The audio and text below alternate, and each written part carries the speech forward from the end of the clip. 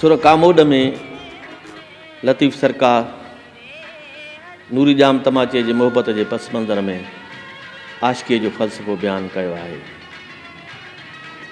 इश्क जेको ज़ात पात रंग नस्ल ऐं धर्मनि जा ज़ंजीर क़बूल नथो करे। भागनि वारियूं आहिनि उहे दिलियूं जिते इश्क अची पंहिंजा ख़ैमा खोड़े थो।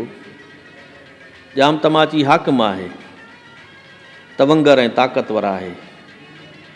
समय बाना ऐं बानियूं हुन जे हुक्म जा मुंतज़िर आहिनि, पर हुन जी दिलि नूरे जी नियाज़ निमाणी सूरत आॾो झुकी पवे थी।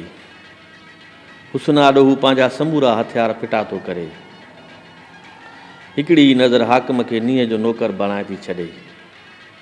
वक़्त जो बादशाह आशिकीअ जी छांव में ॼार कुल्हे ते खयों मच्छियूं मारणु लॻे थो।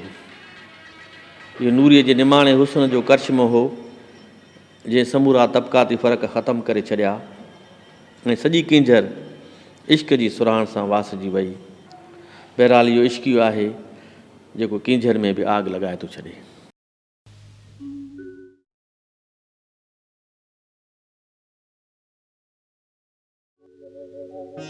तव्हांजो ही हुस्न, ही निमाणाई त किंझर जे मल्हानि जी अमानत हुई। तव्हां जाम जे ॼार में कीअं फासिजी विया?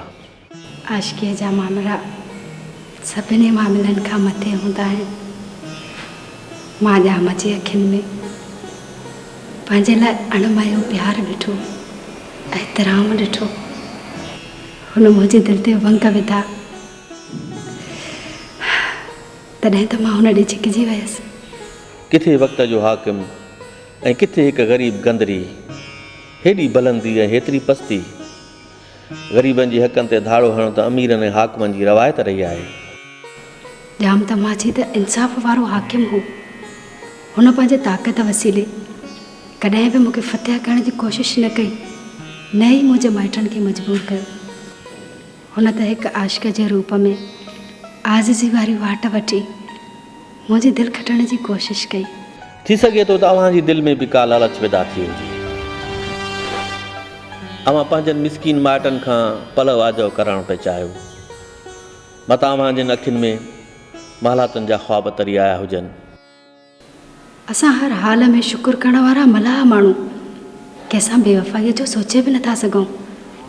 जंहिंजो मन मकड़ीअ में मगन रहे उनखे मालात किथे था मोहे सघनि। धरती ऐं आसमान जो मिलाप कीअं थियो? हाकिमानी ज़ात ऐं किखी हाणी निगरी। जाम प्यार जे ख़ातिर पंहिंजो मान रुतबो सभु ठुकराए छॾियो ऐं हू असांजो हिसो बणिजी वियो। जॾहिं हू पंहिंजो थियो त हुनखे परे कीअं कजे? इश्क ईअं करे जीअं ॼारो ॼाम कुल्हे कयो। इहा मोहबत कहिड़े क़िस्म जी हुई? जाम तमाची जूं त अॻु में ई केतिरियूं राणी मौजूदु हुयूं। हिकु विरहायल शख़्स खे अवां कीअं क़बूल कयो? उन करे त उहो हाकिम हो। जाम न फ़क़ति मूंखे प्यारु ॾिनो पर एहतराम जो बुलंद दर्जो बि अता कई। सभिनी राणियुनि खां मूंखे मथां करे रखी ऐं पट राणी बणाई। मोहबत जे अॻियां सभई दलील हाराए वेहनि था। अवां जो प्यार ऐं हिक ॿिए लाइ एतिराम न्याज़ ऐं निड़त अहिड़ा रवैया हुआ जिन तबक़ाती फ़र्क़ु ख़तमु करे छॾियो। बेशक अवां जा जज़्बा सभिनी मादी आसाइशुनि खां मथां आहिनि। इन जे करे ई त मां मुतमिन आहियां त मां पंहिंजे मल्हानि माइटनि सां का बि वेसागाती नाहे कई, न ई उन्हनि जे कखाउनि झूपड़ियुनि खे लॼायो आहे।